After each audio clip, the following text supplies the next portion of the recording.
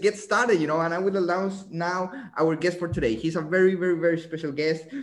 Well, with Sina, we're always, looking for ways on how we can add value to all you guys in our community. And well, it doesn't matter in which part of the world they are, we will bring them in, In this case, we're bringing in Dave Rouse. He is the CEO of Carbon Click.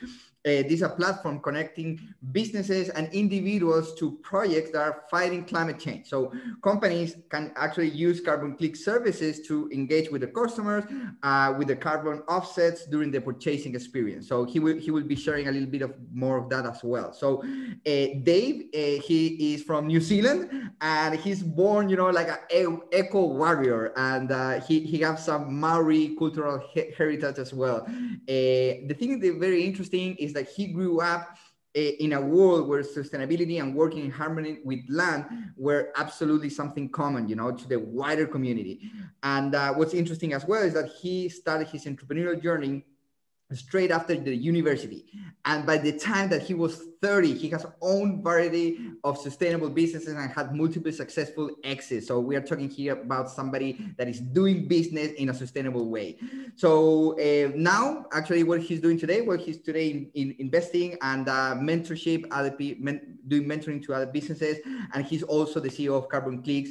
Well, he joined Carbon Click as the founder CEO. And yeah, he's part of this, and we will be talking about a bit about that today as well. So without further ado, Dave, welcome to the 4ChangeMakers show, Lunch Club. Thanks very much, Fernando and Sina, and hi everybody from all around the world, from down in New Zealand. Awesome. Yeah. Well, I think right now it's like 12:30 midnight there. No. Yeah, that's right. Well, we're taking some time of your sleep. So anyway, I'm just super grateful and thank you very much for taking the time, especially at this time of your time zone that you are right now. Here in Europe, we're all having our lunch break, but we're having a break from sleep. So thank you very much for joining us today. Absolute pleasure. I work funny hours because we've got fantastic clients all over the place. So I just pick and choose my nights that I'm going to get full sleep and pick and choose my nights that I'm going to do things like this. So it's an absolute pleasure. Great, awesome. So thank you very much. So let's get started, and let's go with a very simple question. What is Carbon Click? And if you can tell us a little bit, when it was born, why it was born, a little bit of the story. Yeah, so Carbon Click's a software platform and system behind the software platform. It was born a couple of years ago, and it was, well, actually closer to 18 months ago, to be honest. And the reason it was born is to connect individuals who want to do good, individuals who want to make change with really good planet restoring projects that need funding.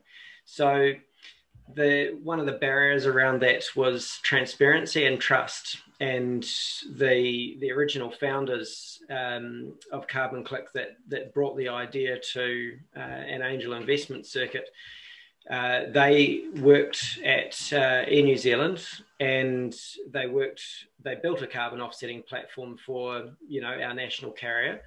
And that carbon offsetting platform, they got to see the inner workings, the failings, what worked well. And they learnt that one of the big barriers why people didn't actually click that green button or the tick box when they're booking their flights is because they just didn't trust where the dollar was going or where the money was going. So you've got all of these great projects on one side of the spectrum that need funding, that get funded by people clicking the little green button. But you have a resistance of people that want to do good from actually clicking it because they think, it's just profiteering by an airline, which it's not, but that's the perception in the market. Yes. So our guys came up with the start of Carbon Click's idea, which is build trust and transparency and an audit process into the core of the software so that every individual gets an independently verified receipt.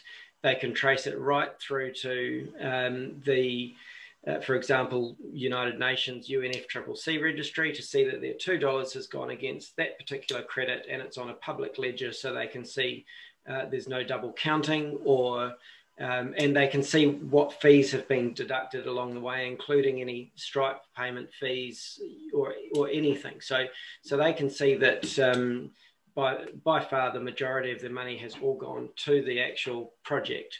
And we work hard to make sure that it's not that we're not buying from brokers that are taking a huge margin or anything like that. We actually want to see the impact of every dollar, and that's really why Carbon Click was invented. Was to see this flow of funds go through to those beautiful projects that need funding. Got it. Thank you for sharing that. Now, you already mentioned this because you got started then with a strong focus on in the travel industry, with specifically in this case with airlines or an airport, you know, and helping them actually to offset their footprint. Now we are in the middle of a global pandemic, and the travel industry has been the most impacted. So I understand as well that you are pivoting right now, and I would like to understand how that process went. You know, I think a lot of people listening to this right now, they have their businesses, they are looking for pivoting. How you make those changes and those decisions? Yeah, so obviously there was a bit of panic at the start. We were in a really good position about this time last year. We hadn't quite finished building the technology, and we'd already sold it to our first airlines and airports. And then when March came around, we had all of our contracts cancelled, along with the majority of the people we were working with made redundant. So we had no chance of any continuity with those airlines or airports either. The process that we went through after the initial panic was just to have a look at, you know, what other opportunities could we repurpose this platform for. It was ideally suited for airlines and airports because they know the carbon footprint of the product. So our calculator in the back end can apply the right amount of carbon offsets and dollar value to it. It's quite easy. Then we looked at some of the industries which were trying really hard to break away from old habits, and they knew that they were having a big impact on the planet. And one of them was fashion and accessories. And you look at all of the problems and exposures that they're having in the market, especially the big brands. You know, H&M, for example, has been in the media quite a lot and called out over their greenwashing and so on. So that presents a real opportunity for more sustainable brands. But for those sustainable brands, how do you really connect with your customers when you only have the opportunity to present your product and tell a bit of a story? By putting a green button at a website where they get an independent verified receipt, that just helps us in a small way, another step to differentiate them from competitors. Now, in that process, we looked at where are the problems in the market that are creating the most environmental damage, and how do we help the good guys that want to do things right, that want to reduce their footprint, want to reduce their wider environmental impact, and can our platform help with that? So we looked at where a lot of the more sustainable brands were. They were usually on platforms. Shopify was the most common one. So we built a plugin for Shopify, which integrated to our core that we'd built. And we started there testing and measuring. And we found a really big uptake, and predominantly fashion, accessories, health, beauty, but probably 60% of that market was in the US, and 60% of the market by category would have been fashion and accessories. So we landed in a fairly natural place just by getting the data of, you know, the first few hundred businesses that came on board on that platform. We tried lots of other silly things along the way that didn't work, that didn't give us good results, and they died a natural death. We just didn't focus on those industries. But I think you have to try a lot of different things, and you have to be prepared to fail fast. And the important thing around failing fast is having somebody to independently verify the data coming in, because you might be passionate about something, but nobody else is. And if nobody else is passionate about that, then you're going to view all of the data with rose-tainted glasses. You need somebody independent to help you assess that properly and make those tough calls and say, look, there's no business in this area, don't do it. Yeah, wow. Thank you very much. I think right now from your answer, there's so much value, because what if you have a business and you close, like big contracts, you're getting started, you're a startup, and then a pandemic is coming and all your contracts are canceled. Like, what do you do? And they just gave us, like a fantastic answer on the real world, something that happened, like a real business case. And what they did, well, they got into panic. Yeah, that happened. There's nothing wrong with that. But after that, okay, we need to try different things. What other industries can benefit from our products and services? And I can see as well that you develop a plugin. So you started developing different things in order to serve the different markets, out there with your product and service. So you started adapting, you started trying different things. Well, clearly you just said, in your example, that some of those things were definitely silly and didn't work. Well, doesn't matter. We fail fast. And the ones that are working well, we continue with those. So anyway, thank you very much for this answer, because I'm really very passionate about these real world examples and from the current economy, from the current market. And I think this is just fantastic. Thank you. Thank you for sharing this, Dave. Now, continuing with this, what advice would you give, to a part of like failing fast? Do you have any other tip or recommendation for somebody that is looking for pivoting? Yeah, absolutely. I wouldn't do it alone. I would make sure you've got a soundboard that can keep you, hold you to account. But also I would make sure that you've done your homework. So do the market validation, don't do it yourself, get some independents to help you with market validation. Have a look at a bit of a gap analysis. So, you might be selling shoes and so nobody wants shoes anymore, they want socks. Well, what experience and what technology have you got that you can repurpose? And, are you trying to sell socks now that look like shoes, or actually, because you're still hanging on to something from the past, or are you actually moving with where the market is, has got a demand? That gap analysis is really important, because you can match up, what you've already got, because you want to extract value out of that. There's no point in throwing away something that can be repurposed, but not to the detriment of what you're trying to produce at the other end. And you absolutely need to be laser focused on what the future looks like, and effectively liquidate what you can out of what's already there. Got it. Do you have an example on how to conduct this gap analysis, or what are the things that you're looking for? Yeah, well, I mean, in the gap analysis, I would normally run a bit of a matrix, just use Excel or Google Sheets, and all of the features, all of the assets, all of the components that you've got a lot of value in, all of the IP that you've got a lot of value in.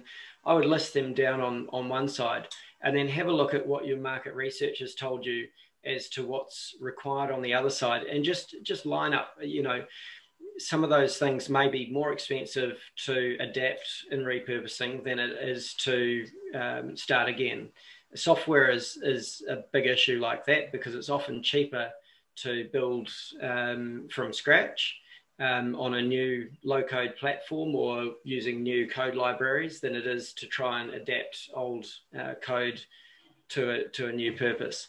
And there'll be lots of different business examples around that, but just keeping it simple. You're not trying to, you don't have to follow a Harvard format for a gap analysis or anything like that, although all of those templates are available. I just keep it really simple and really high level. I try not to get too lost in the details when I'm making these decisions, but I do get others to go down into the details in due diligence before I press go on anything. Got it. Got it. Thank you. Thank you. Thank you very much for that answer. Now, something that was very, very interesting to me when I was doing the research for this interview, I found out that Carbon Click have this very interesting business model. So on one side is a B2B business. On another side is a B2C business. On another side is this mix between like B2B, B2C. Can you maybe, briefly explain this whole business model, how they work together, and how you came up with this? Yeah, absolutely. So at the core of it, it's B2B2C, which means we're adding the tick box onto the website, or the green button onto the website of your business, so that your customers can then add offsets. So that's the core of it. But the customer journey around that, they need an independent receipt. So we have to build an account module so that they can view all of the cumulative offsets and track and trace them and all that. So we've already got to build another piece of technology there to provide a really good user experience at the back end of it. And the repurposing of that is that we can have people subscribe to do offsets. We've put a simple calculator in there so people can understand what their footprint is and really engage that audience. And that becomes a B2C play, but we don't market as a B2C company. It's just almost accidental that people who come through and have clicked the green button to offset somewhere often ask, hey, can I do more? This is really cool. So that B2C direct consumer offset offering through a subscription model, we've got all of our customers just as an incidental sale, as a second bite of the cherry, so to speak, which is great because it costs us no marketing. We can do it on a low margin. And it is repurposing technology that we already had to build. So that creates a lot of value for both us and for the projects that we're supporting. And then on the B2B side of things, those businesses that wanted to offer carbon offsetting to their clients, we have a checklist that they need to follow. But the most important thing is, if they want to offer offsetting to their clients, we won't let them do it if it's greenwashing. They have to actually be making sustainable changes in their business, and they have to have a plan to reduce their carbon footprint in the first place, and not just carbon, their wider environmental footprint, plastics and packaging and so on. That they need to be phasing all of that out. And we know that everybody can't go and just buy electric vehicles right now because they might have 4-year leases and there might still be 2 years to run on it. But they just need to have those policies in places to say, hey, as we can do this, we will do this, we're committed to it. And here's the evidence of what we're doing so far. So one of those areas that businesses struggle in is when they're an office type business, like an insurance company.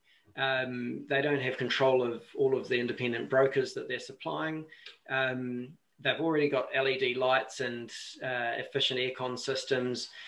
What can they do to reduce their footprint further? Very little, but they want to be able to tell a story that they're doing more. So in the B2B space, we say, right, well, you do have a carbon footprint that you can measure, and you could offset that if you wanted to. You could get audited against that, audited against using ISO 14064 or 067, or any number of standards. So that's one thing they can do, and we can connect them to really good quality projects. Anybody can. There's lots of suppliers doing that.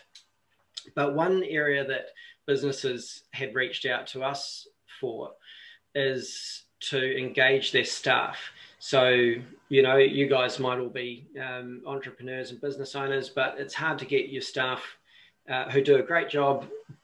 It's hard to get them motivated to do their part for the environment as well. So by bringing in an employee engagement tool, we help businesses to bring their staff on that journey. And what that means is subscribing the staff to an offsetting subscription so that all of their employees are carbon neutral citizens. And we start with the basic calculator. So everybody, even, you know, old grandma who doesn't understand what this is all about, can just see using simple sliders, what are the, in less than 60 seconds, what's roughly her carbon footprint, and what are the things that make that, so that they can get that understanding of, you know, why have I got an impact? And then we take them on the journey with tips and tricks and things, and we show them their cumulative impact as they go, so that those employees can be more engaged and more aligned to the business's goals. So that business has actually had an influence over its reach of employees, which is quite a big impact when it comes to saving the planet. And secondly to that is that they can attract and retain staff who are values aligned to that. So they can show them, hey, look, on a monthly basis, they're getting a reminder from Carbon Click that all of these good projects are supported as a result of them working for this company. So that's actually just at prototype stage at the moment. We've got a few businesses using that platform, and they love it, and it's making big differences. So because of that data coming back, again, we've doubled down on that area as well, and we're releasing our MVP for it in about 3 weeks' time, which will then market wider. If the data keeps coming back that this is easy for a lot of businesses, then we'll go to our next advancement, and then we'll really market it hard. Got it. Now, what's interesting, I can see also like the B2B side is not only the offsetting services, kind of like, yeah, just give us the money and we will offset for you. It's also a lot of educational actually to the people, to letting them know why this is important, what's the impact that they are making through this program. So there's a lot of also, I can see a cultural transformation within the company. Is that right?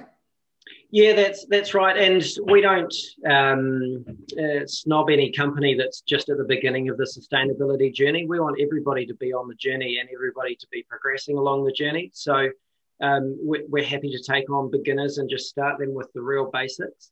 And we're happy to take on more advanced companies and really power up their sustainability and see where we can add value to what they're doing. Excellent. Thank you for that answer. Now it's clear. Now, before moving to the impact, I have one last question related to the business side, and a lot of people in our community, they are in a startup phase where they are looking for funding for investing, and I understand that Carbon Click was able to secure a lot of funding when you got started. Can you share with us how was that journey of raising funding, and what are the lessons you got out of the process, and what tips can you give, you know, to startups or to young entrepreneurs that are looking for funding? What are the things to be very aware? It's a very wide question. It's like 3 questions in one, but I just think that it's really, really interesting, especially from somebody who successfully did it. Yeah, I guess from my perspective, I had a real head start in this space because I was doing angel investing. In fact, that's how I came across Carbon Click. I have been trying to invest in people trying to do really good things that have the potential to have a big impact.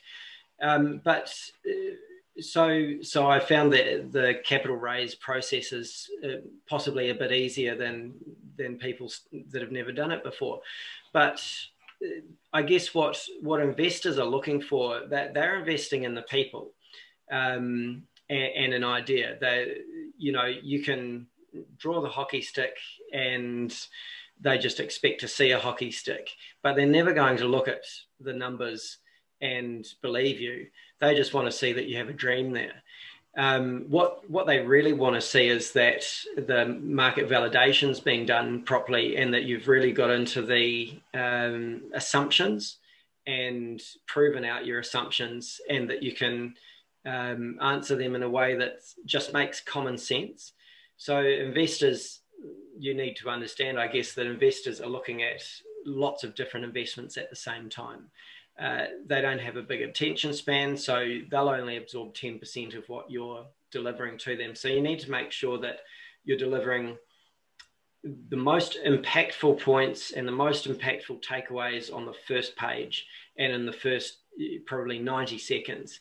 Anything after that dilutes the core messaging, so you want to keep it short and snappy when you're pitching, and you want to leave lots of room for questions, but at least end with reinforcing those most important points as well. That doesn't speak for all investors, of course, but I would say that's, if you draw a standard deviation curve, most of them would sit in that space if you're looking at angel investors, which is probably at a startup level where most are looking for. The other thing is I would choose your investors really, really wisely. I wouldn't take on any investors. Don't be shy about saying no to ones that you don't think are well aligned. I would reference check your investors as well with other companies they've invested in. It should be a two-way interview, not a one-way process. Otherwise, you tend to look desperate for money, which also is not great. And investors don't mind if you ask them, can I have references from companies you've invested in as well. It shows that you're thinking strategically and you're thinking long term and you're thinking big picture, and you're looking at considering them as a part of the business rather than just some dollars on a table. That's a really interesting tip. Thank you. Definitely. No problem. And anything else in this space that I can help with? I mean, there's plenty of online resources around this, but I'm totally happy to share that from both sides of the fence. Yeah, makes sense. The thing is that I do agree that there's a lot of information out there, but at the same time, it's a lot of noise. So how you cut, the noise from real signal, that's why I know that you have this experience. So that's why I wanted to really ask you. And I think you just gave, the big perspective in a very succinct way. So it's not necessary sometimes to make it so complex. Do your research, make sure that you have a valid idea, that you validated that with the market, make a good pitch, especially for the first 90 seconds, show the information, be prepared for the questions, and make sure that you're looking as well for a partnership, make your due diligence as well from the investor. Don't accept anyone into your business.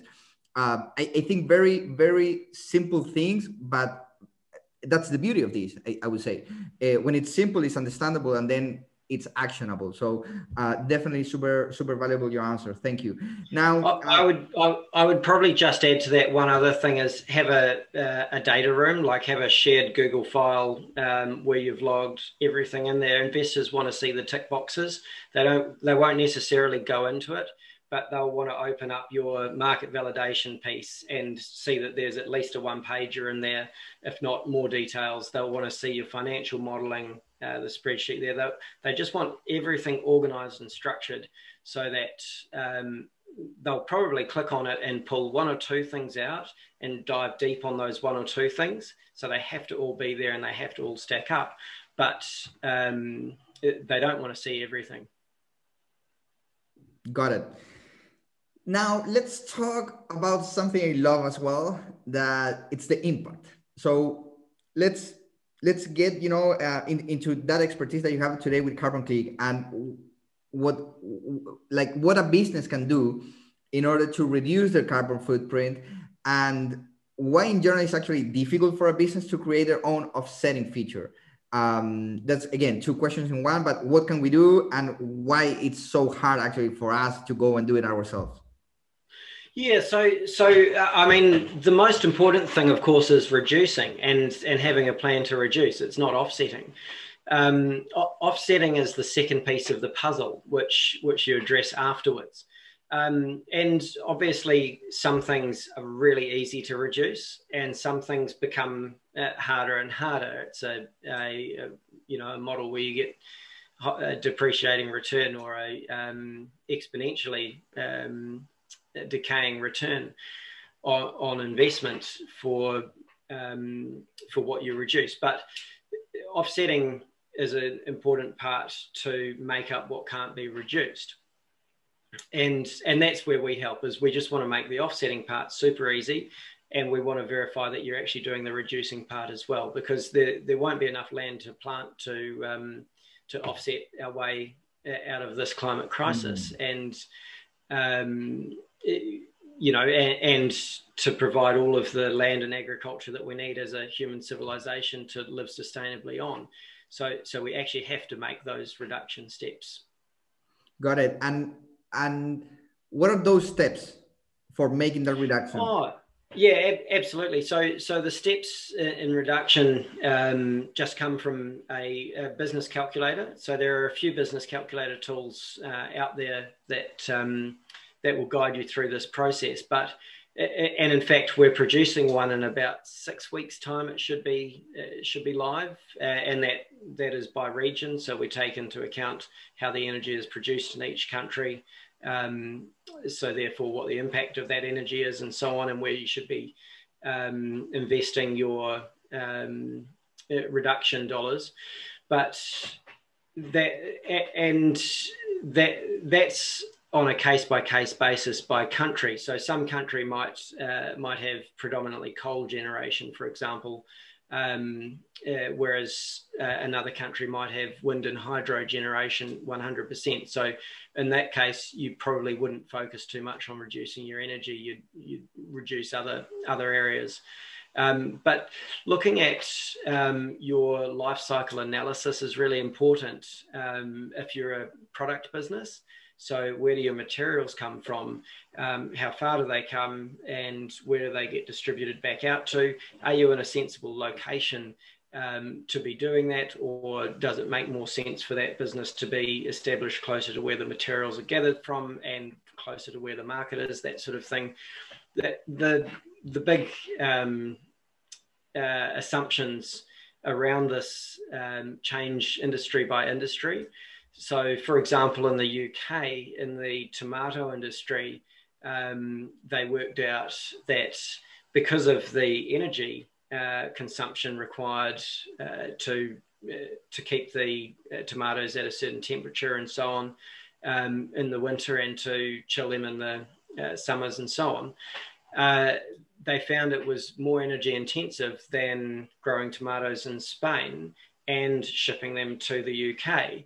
So factoring all the travel and logistics, still was more environmentally friendly growing tomatoes in Spain than it was trying to produce them in the market that they're in. So there's a bit of analysis has to go in the product life cycle analysis, right from materials through to your end market.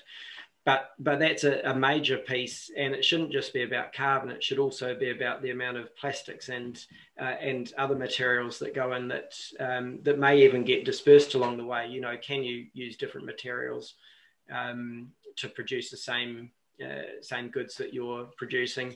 Can you run a lean manufacturing methodology to reduce wastage? And can you, in the food industry, for example, what can you do with food waste?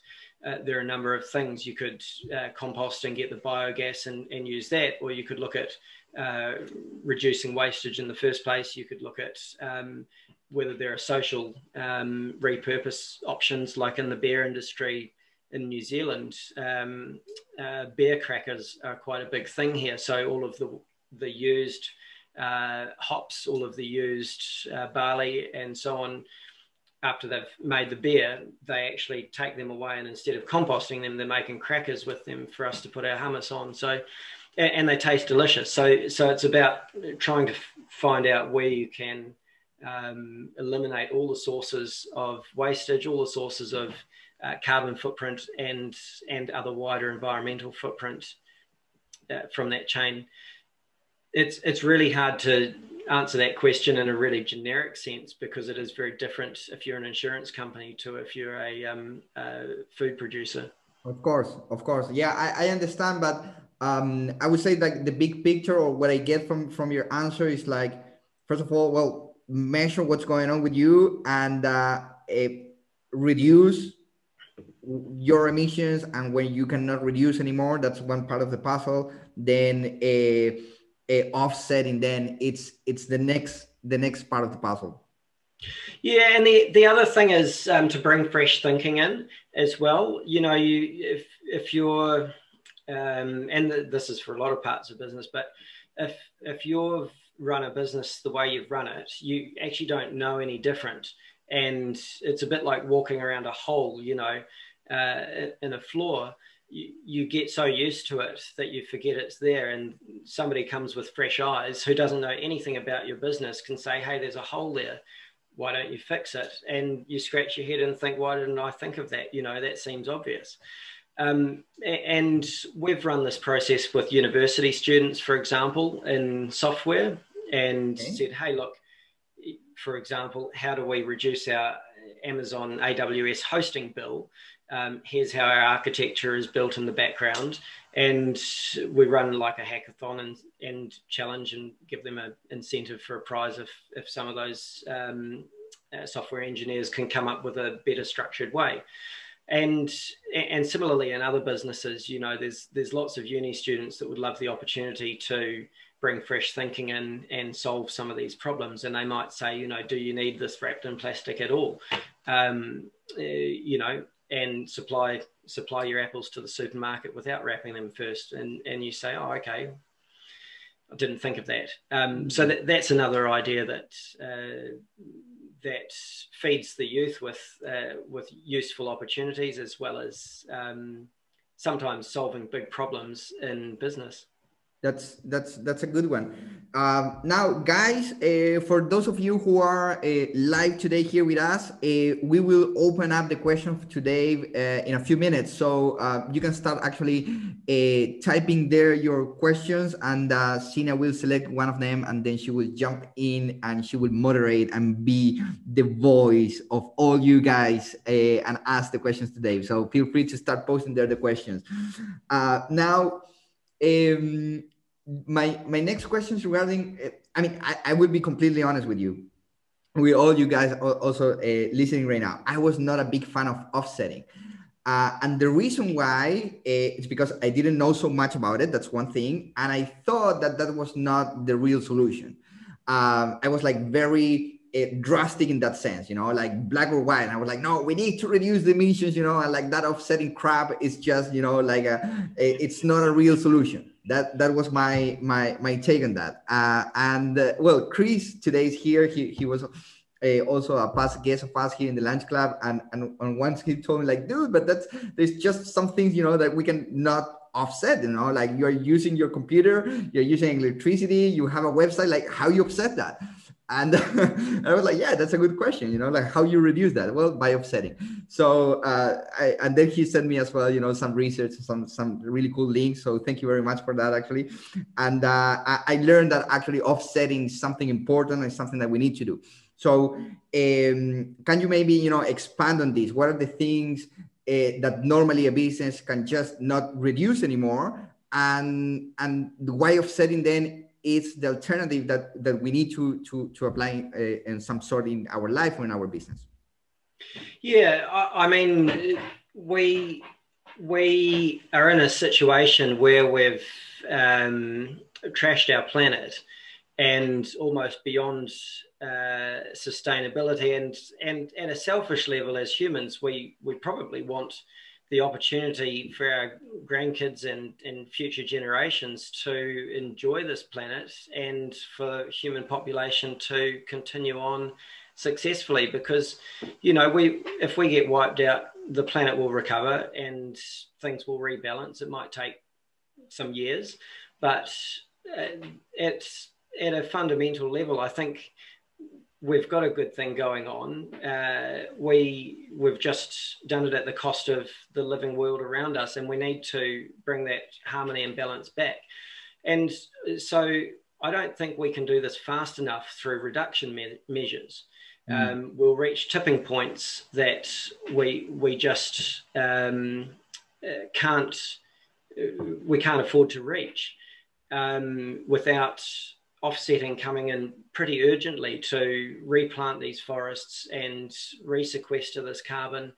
and also things like sustainable aviation fuels, where they're repurposing beef agriculture or synthetically producing aviation fuels and things, and growing the crops that produce the oil instead of digging all this fossil fuel out of the ground. Yes, we should be flying less, but as humans, there are certain desires and needs and exploration wants that we have, and connection wants that we have, that mean that flying is going to be a part of our future.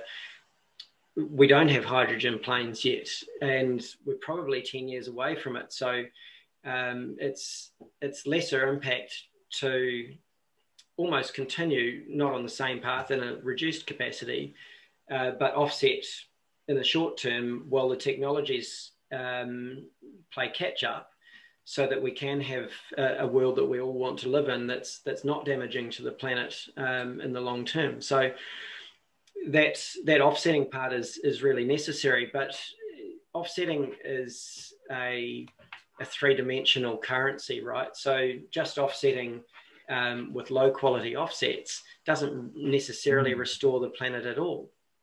You know, planting monocrop pine, which has high fire loadings, and it's not very resilient to climate change. It's also attractive to forestry in the future, and so on. So you start testing covenants and things 100 years down the track.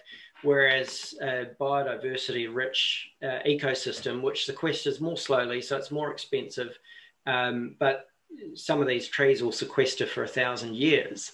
And it's not just sequestering carbon, it's producing oxygen off the back of it, which we all need, the whole world needs. So you're building these ecosystems back that future generations can connect with nature. It's creating ecotourism jobs. It's the next, famous, in 50 years or 100 years, these will be famous hiking tracks that you can go through that will tell a story from, the generations that all of us in this room today are part of. So it's about that, the whole big reset for the future of humanity, and the urgency that we need to do this requires offsetting to be a vital piece of it, but good quality offsetting. Got it. Well, I think that we are ready with, at least with my part, and now we will open up the questions that all you guys are asking. I already have a look, and there are like some very interesting questions for you, Dave. So we will go with that. Just a little bit before jumping into that, guys, we will put here a link. If you can give us a hand with this, it's just like 3 or 4 questions. They are related as well with how are you finding the lunch club. So we would love to hear about your feedback about it, or what things can we do better as well, so we can really make sure that we're adding value to your businesses and to your life with this format. Until now, the feedback that we have received, it's amazing. But anyway, we would like to hear as well what things as well we can improve. So if you can take like a minute doing that, probably will not be more than that, will help us a lot, and I would be very, very appreciated. So Sina just put there the link, and yeah, thank you in advance actually for taking the time for doing that. And now, well, Sina is the voice of the people, and she will be the voice of all of you guys who were asking the questions. So welcome back, Sina. Yes. Yeah. First of all, thank you, Dave, for the amazing interview. It was really interesting. And yeah, we have actually a few questions from the people, and I also have a few. So let's see if we can fit all of them in the remaining time. But yeah, let's start with one from Chris. And he wants to know, what are your thoughts on offsetting services like ecology? I hope I pronounce it right. Yeah, I mean, they've, first of all, I think it's a fantastic rebrand from offset.earth, but which was what they were founded as, but they publish a transparent set of books around the end-to-end offsets, which I really like. I think it's a good model, and we need more businesses like ecology in this world. There's a huge demand there, and not enough people filling that demand at the moment. Okay. Cool. Yeah. What I will say is that I think it's probably a matter of time before they do this, but there's no independent audit of it, which is something that a lot of customers have come to us and said, hey, look, we liked the model, but it's not been audited by anybody, so we still don't know if we can trust it or not. So there's nobody to audit the amount of funds coming in versus what they're publishing. So that's just one small tweak that if I were them, I'd be making to the platform, and maybe I'll try and reach out to them and provide that feedback. Awesome. Yeah, thank you for highlighting that. And I also really like what you just said, maybe reaching out to them and share it with them, because I think it's amazing in this like impact world where we all have like the common goal to create a better place, to also support other businesses and support each other with valuable feedback to make other businesses stronger and better. Yeah, I can see that here. Chris said, "Great idea." Yeah, and we have another question from Chris, and he said that, I mean, you mentioned about working on Shopify, but are other platforms supported as well? And there was like a second part of his question in brackets where he said that he already spoke to Matilda and Paul from your team about WordPress, and he was wondering whether he can help in other ways outside of development. So the first part of that question, yes, Magento and WooCommerce. We've just pushed WooCommerce live without launching it. So it's actually on the platform now, but that's just in a test capacity this week. And then assuming that the tests come back without any bugs, then we'll actually do a proper launch for WooCommerce. And then the week after that, Magento as well, or perhaps 2 weeks later, depending on whether any bugs come back or not. And that'll cover over 50% of the world's e-commerce sites by the time those two plugins go live. So we're not far away. And if you do want to be an early adopter for that, we certainly appreciate having some friendlies to thrash it out, test everything, and give us any feedback on improvement opportunities. Awesome. Yeah, cool. Sorry, the second part of that question was around development. Yes, that that he talked already with Matilda and Paul about WordPress and wonder whether I can help in other ways outside of development. Whether Chris can help in other ways, or... Yeah, but maybe I think this might be a good question also to discuss maybe. Conversation. He was asking that if it wasn't built, maybe he would be able to help with other development. Yeah. Yeah, absolutely. We're always happy to see where we can get some assistance from and draw on ideas. I think WooCommerce is the predominant e-commerce engine behind WordPress, but I might be wrong there. I think so, yeah. So yeah, we have 3 more questions from Mike, but I would like to put one of mine in between, because I think it's also really valuable for some of the people who listen. I know that at least one B Corp is or joined us today. And I remember from our pre-conversation that you said that B Corps actually, if they use your services, they have an advantage when it comes to the points. So they get some extra points in the assessment when they work with you.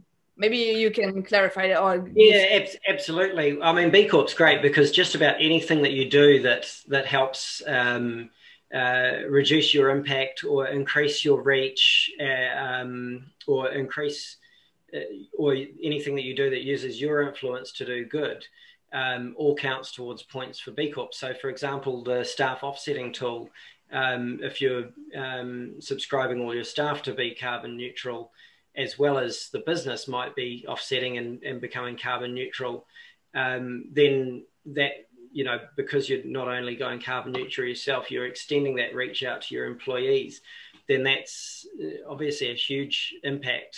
And B Corp recognizes that.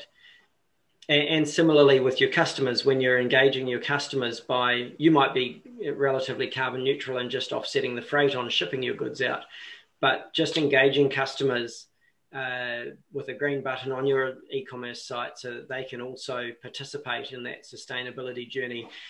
There's a bit of influence that carries forward with that, especially when the customer's getting an independent receipt and learning about the projects, that you're really growing that reach that you have, and B Corp recognises all of these things that you do. So we can certainly help you to supplement all of the other good things that you're doing in this space. Yeah, cool. Yeah, thank you for sharing that. So yeah, we have a question now from Mike, and he would like to know how you do how the calculations work in background and where the data comes from.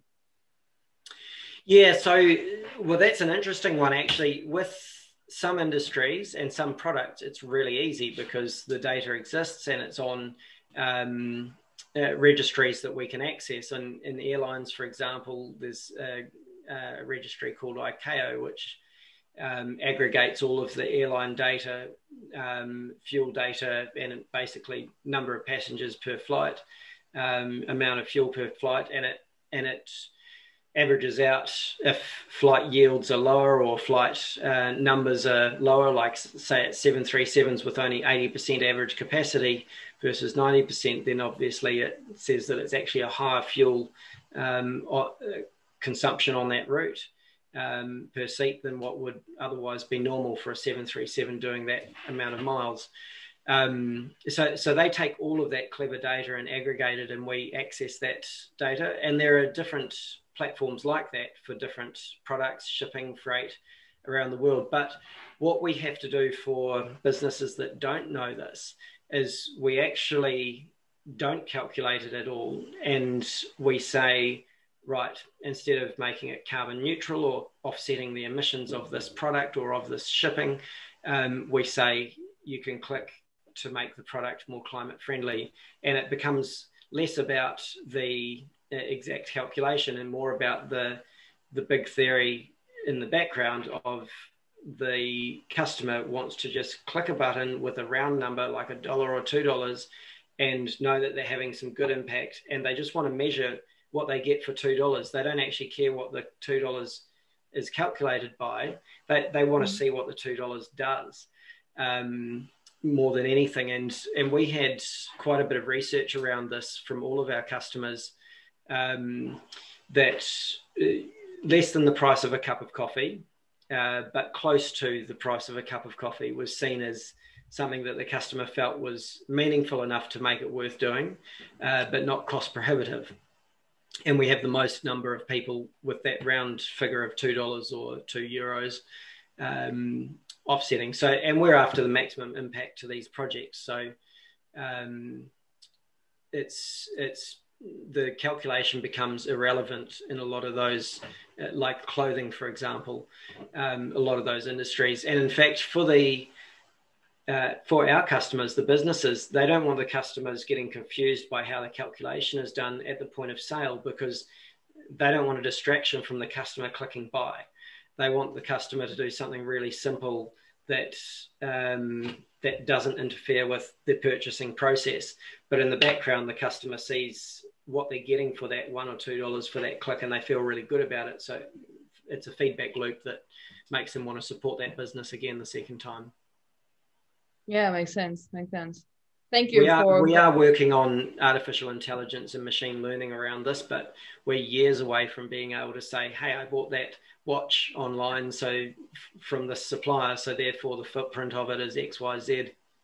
Yeah, but as soon as we're going to be there, I think this will be really interesting as well. We'll that's the end goal. Yeah, absolutely. I'm looking forward to it. So yeah, another question from Mike. He wants to know which projects you support and why, and what is the strategy and what do the consumers want? Yeah, so and it's always been a happy medium of impact versus what consumers want. Most consumers in most countries want something local to them. So we have different offset baskets that pick up regionally where the business is, and that will be at least 50% Indigenous reforestation or Indigenous forest conservation. And the other 50% of the offsets will be from high-value clean energy projects around the world that deliver social outcomes. And that could be water, it could be solar hot water heating, or it could be wind power, or even biogas or cook stove projects. Okay. I think that gave a very clear and good picture of the projects you're supporting. But probably if like the people you're interested in, they find more information on that on your website as well, right? Yeah, absolutely. And we've probably got the most comprehensive offset selection methodology out of anybody in the world that we run each offsetting project through. And we're happy to share that offsetting methodology with any of our others in the industry, competitors or friends, or any of our customers. We make that public. Cool. So what makes it the best in the world? I guess it's probably the most comprehensive. We want to deliver maximum value for every $2 that goes through to offsets. So we make sure that they're on trusted registries like Gold Standard. We make sure that the auditors that have audited them are trusted auditors, that they haven't had dodgy audits. We look at the satellite imagery around the forestry to make sure that that stacks up on year by year, which is all available. And if it looks like the biomass just doesn't stack up, we'll ask a few other questions. Are the satellite images out of date, or can somebody on the ground give us a second opinion and some imagery around it? And then we'll also run it through other organisations as well. We're trying to build a partnership at the moment with WWF to make sure that the animal and pest management behind it is promoting ecosystem restoration beyond the plants, so it flows into the fauna as well. And we've got an independent auditor that looks at the social impacts as well, making sure it's not child labour planting the trees, taking them out of schools and things like that as well. So it's the only offsetting methodology that has about 7 steps behind it and 7 independent people behind it. Cool. Yeah, thank you for sharing that. I have one question from Melina, and she would like to know if there's a possibility to activate Carbon Click on point of sale over the counter, so offline. We've done some basic testing with that with EFTPOS machines, and we've talked to some of the point of sales providers, and we're probably away from that. It's probably something in another maybe 9 months, maybe 12 months before that even starts to be rolled out. But we do offset some products, like in the wine industry, people that want to have a climate-friendly product with the Carbon Click badge on the side of it, including track and trace capabilities for those products, which seems to be an interim step that's working well. Okay, so I can see there are a lot of things going on at the moment at Carbon Click. So we have one question left, and I think it could be a good one for you to sum it up, and maybe you can also mention where people can connect with you, and also where they can follow you if they want to know what Carbon Click has to offer in the future. So the last question is from Mike again, and he would like to know what is the vision for the future and what else is planned. Yeah, absolutely. So, I mean, carbonclick.com is our website, and we're on all of the social media channels as well, as you would probably imagine. The vision for the future is to play as much of a part as we can in the restoration of the planet through these, through funding these projects and actually bringing the value of carbon up and the pricing up, to make these carbon projects accessible or economic as a way of life for struggling communities, so that we're restoring the whole communities at the same time as restoring the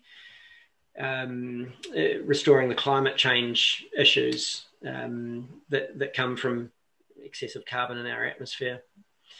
And so long term, we probably see a 5-year plan to reach the maximum capacity we could reach prior to being probably acquired by somebody like Amazon, and having the influence of carbon click brought into a huge problem in the world, and a problem is an opportunity as well, but would love to be able to influence somebody like Amazon to change their ways.